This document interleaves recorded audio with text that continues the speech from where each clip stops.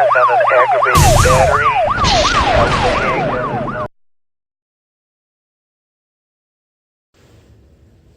How you doing? Thanks for watching. This is George here with a demonstration of the all-new Raptor LED. You can see here we did 2 on the top and 2 on the bottom with this big old box truck.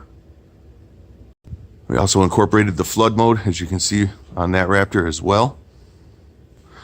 We did an X pattern with the alternating flash between amber and white. See, we mounted them down here. You can see that nice stainless bezel and keep them nice and safe.